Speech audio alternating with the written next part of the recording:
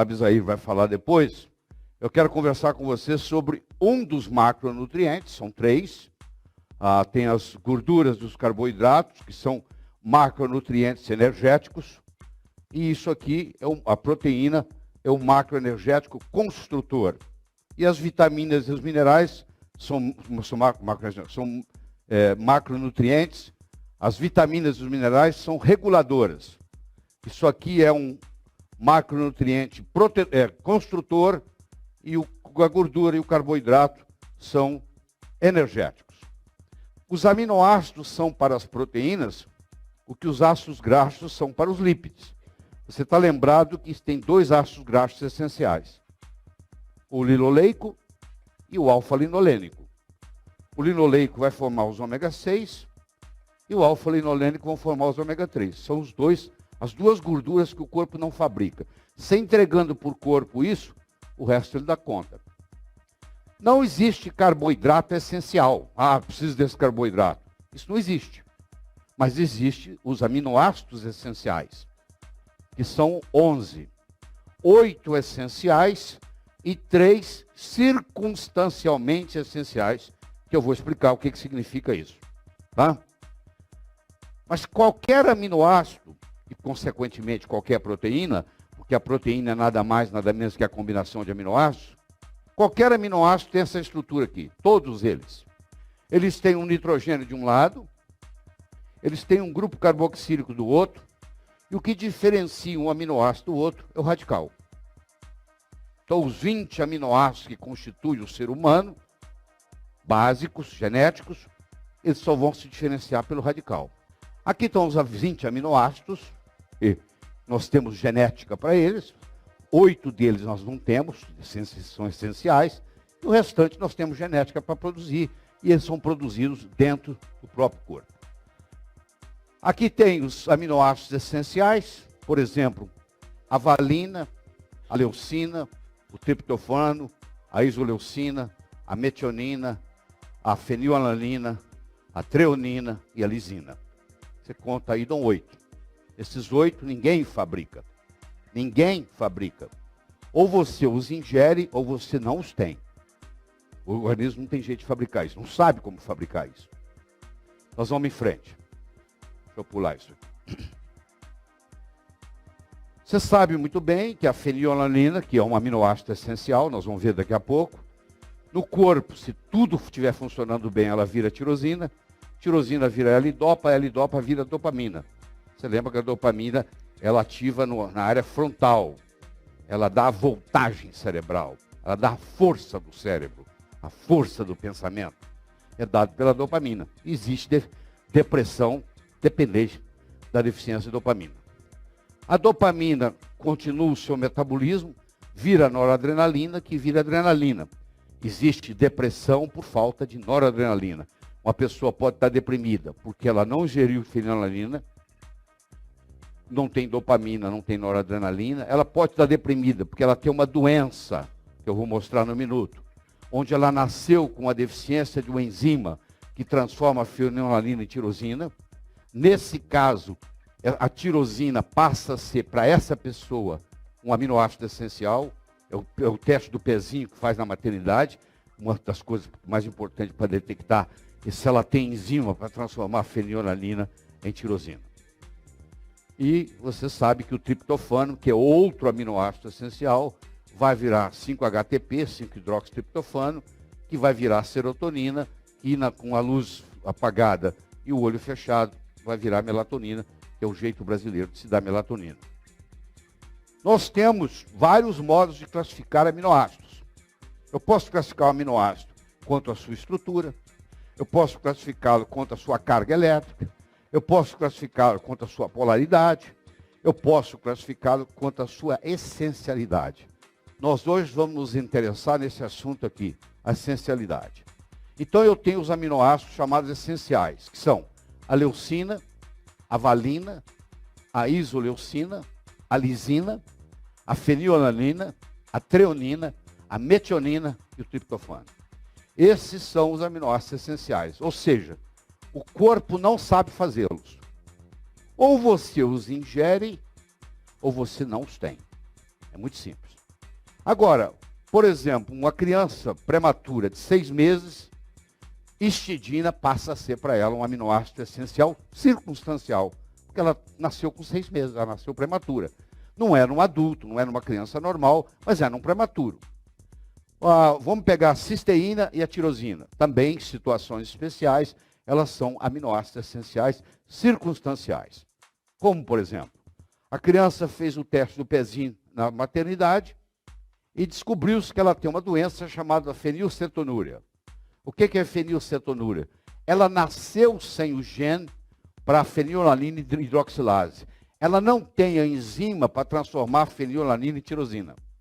Se ela não tem a enzima para transformar a fenilalanina em tirosina, tirosina passa a ser um aminoácido essencial para essa criança e ela fica proibida, a mãe vai ser orientada, nunca vai poder dar nada para essa criança que contenha fenilalanina.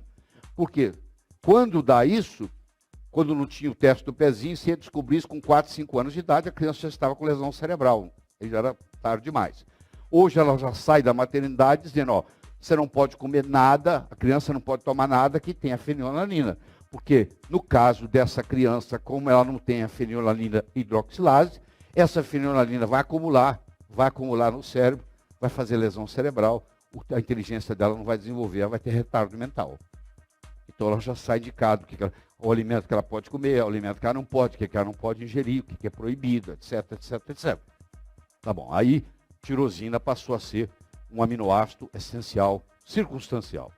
Então o que você tem que entender aqui é o seguinte, ó, leucina, valina, isoleucina, lisina, fenilalanina, treonina, metionina e triptofano são aminoácidos essenciais, histidina em prematuros e cisteína, tem um mecanismo também que falta, e tirosina passam a ser em algumas circunstâncias. Muito bem, isso está estudado. Eu disse para você, vou repetir, que glicose, que carboidrato não tem nitrogênio, que gordura não tem nitrogênio. Quem tem nitrogênio é aminoácido, ou consequentemente proteína, porque proteína é feita de aminoácido. Se eu der uma quantidade X para você ingerir agora, e eu coletar a sua urina de 24 horas e ver quanto saiu, por uma subtração do que você ingeriu e do que saiu, eu vou saber o quanto que você utilizou. Isso tem um nome em bioquímica. Isso se chama NNU. Aminoácidos essenciais na proporção certa gera um NNU, Net Nitrogen Utilization, de 99%. Percentagem do nitrogênio retido e usado para a síntese proteica. Consequência a longo prazo.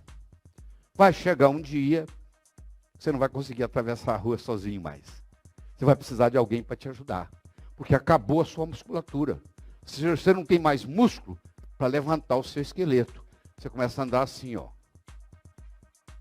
Você já viu o pessoal de 90, 90 e tantos anos, velhinho, como é que anda? Eles não têm força para levantar o pé. Mas você está em rota de colisão para a sarcopenia. Não é só ir lá, não. É só uma questão de tempo. Quanto tempo você vai levar para não conseguir atravessar a rua? Porque eu vou te provar aqui agora que você tem deficiência de aminoácido.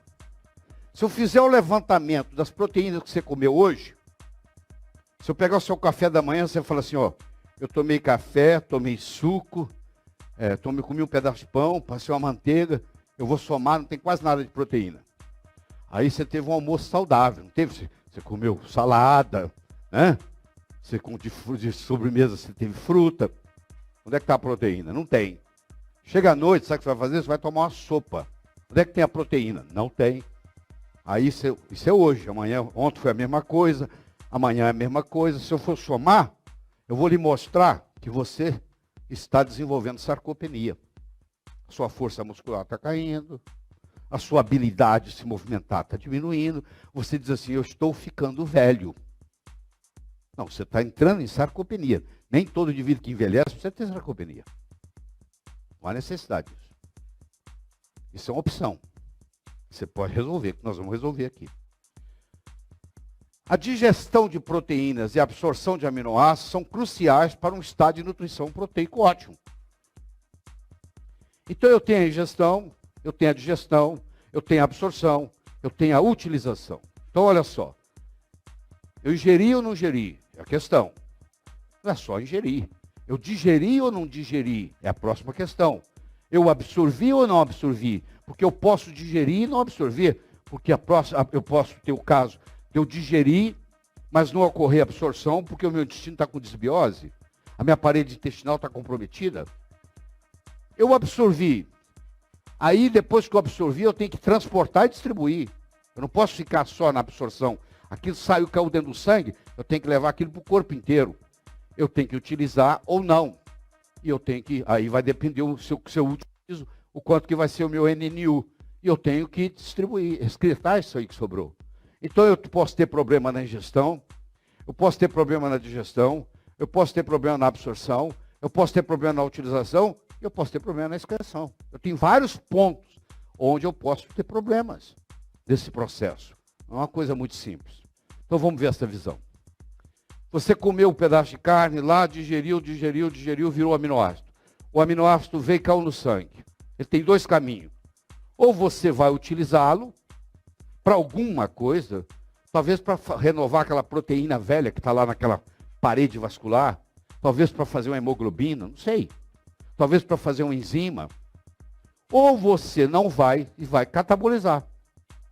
Você só vai contar caloria, esse que vai para cá, esse para lá não. Até pelo contrário, aqui você vai gastar energia. Você não vai queimá-lo, ainda vai ter trabalho para construir a hemoglobina que você está construindo. Então, ou seja, eu posso te dar um alimento que tem um valor calórico negativo. Isso é que você tem que entender. Pode ter valor calórico negativo. Por quê? Porque eu não vou catabolizá-lo, eu vou anabolizá-lo. A qualidade da proteína que você come vai depender o quanto você anaboliza, o quanto você cataboliza. Se você comer uma proteína perfeita, que isso não existe, a não ser que você comesse gente, você ia anabolizar 100%. Quem praticar, o cara comia o coração do inimigo. Aquilo ali ele não tinha o que excretar, ele comia o coração, aí ia absorver 100%. E utilizar 100%. Quem praticava o canibalismo, fazia aquela proteína que vem de gente, ela é 100% anabolizada. Mas não é assim que funciona. Então você vai comer proteína de vaca. Não, claro que não vai ser tudo anabolizado. O seu fígado vai pagar um preço, o seu rim vai pagar um preço, porque carne de vaca não é carne de gente, pô. A composição proteica é diferente, só isso. Agora, eu sei o que catabolizou pelo nitrogênio na urina. Eu meço o quanto que tem aqui que eu te dei, eu peso 100 gramas de proteína, peso 100 gramas da mesma proteína. Te dou 100 gramas, levo 100 para o laboratório. Lá no laboratório eu meço quanto tem de nitrogênio. Você dei para você a mesma proteína, no mesmo peso. Come aí. Aí eu pego a sua urina de 24 horas, recolho, armazeno, meço o nitrogênio em 24 horas. Quanto que eu te dei e quanto que saiu. Eu vou te falar o quanto que você utilizou.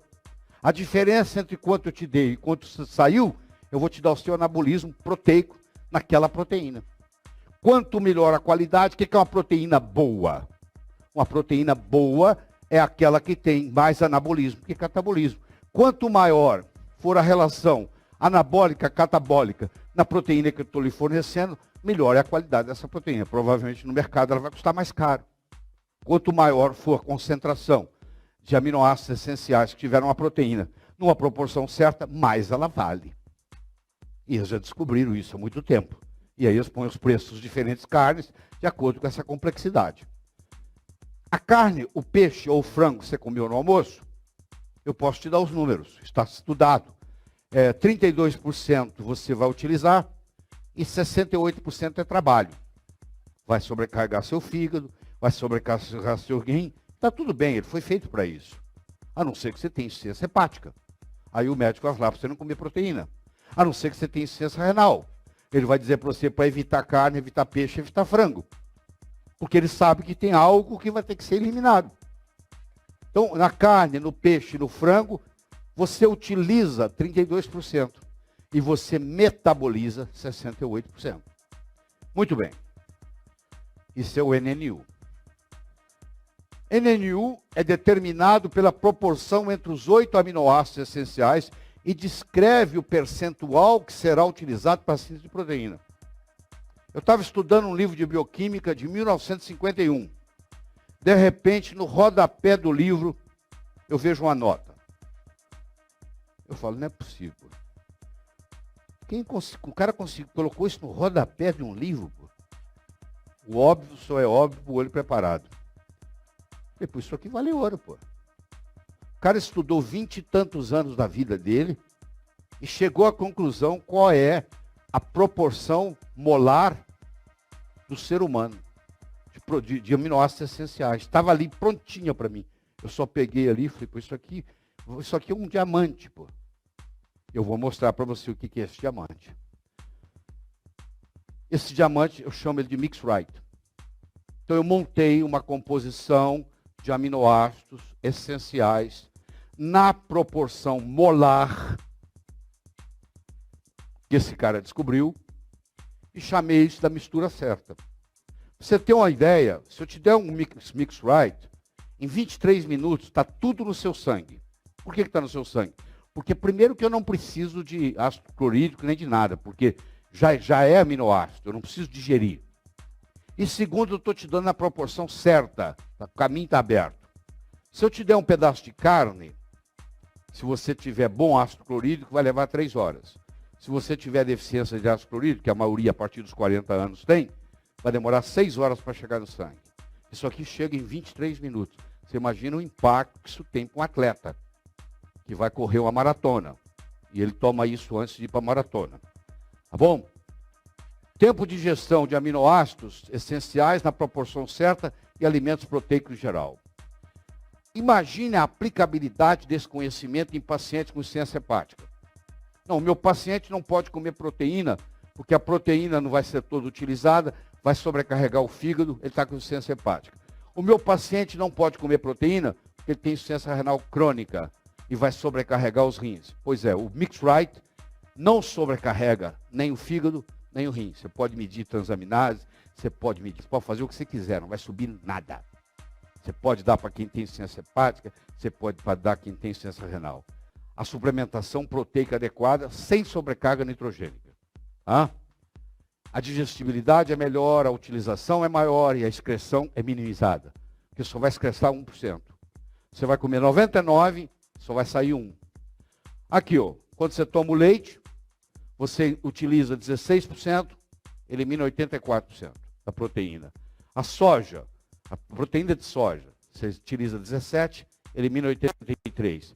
Se você tomar a caseína pura do leite, a proteína do leite na forma de caseína, 16,84%. Se você tomar o whey proteico, que é tirado do soro do leite, 16,84%. Essa é a concorrência, tá? Que tem aí. Se você tomar o leite materno, que é o melhor de todos, que tem para te oferecer, é 49%. Se você comer ovo, com clara e gema junto, é 48%. Espetacular. É melhor do que carne, é melhor do que peixe, entendeu? É melhor do que frango. Porque o carne, peixe e o frango está te dando 32%. O ovo, a clara de ovo junto com a gema, está te dando 48%. Tá? Fórmulas de aminoácidos que tem aí nas farmácias, nas casas de produtos naturais, todas são menos de 32%. Tá? Porque não está na proporção adequada, certa. A soja é 17%, os produtos lácteos 16%, a clara de ovo é 17%, não deve comer clara de ovo sozinho, porque é uma sobrecarga grande para o fígado e para o rim. A gente toma, o atleta ingere 20%, não vai aproveitar quase nada lá. Então, ele podia comer 4 gemas, que é melhor do que ele comer 20 claras. Bem melhor. Mas eu gosto da proteína da espirulina. Querido, espirulina é comida de peixe, pô. A natureza é inteligente. Ela vai colocar uma comida pra gente lá no fundo da água, pô. Num lugar complicado para pegar, pô. Olha lá, quem é que vai lá? Peixe. Então isso aí é espetacular para peixe, mas não é para gente. Eu não estou falando que a espirulina possa não ter outros minerais importantes. Eu estou discutindo do ponto de vista de NNU. A quantidade de proteína na espirulina que vai ser utilizada pelo seu organismo no processo anabólico é 6%. 94% vai ser sobrecarregado no rim e no fígado. Se você começa com grandes quantidades de espirulina, você ia ter sobrecarga hepática e sobrecarga renal séria. Então você não pode dar isso, por exemplo, para nenhuma pessoa que tenha insuficiência hepática ou insuficiência renal. O mix right é 99%. Ou seja, praticamente não tem excreção. Mas você vai perguntar assim, mas que mágica é essa? Por que não tem excreção? Porque eu estou dando os aminoácidos essenciais na proporção molar certa. Esse é o grande truque.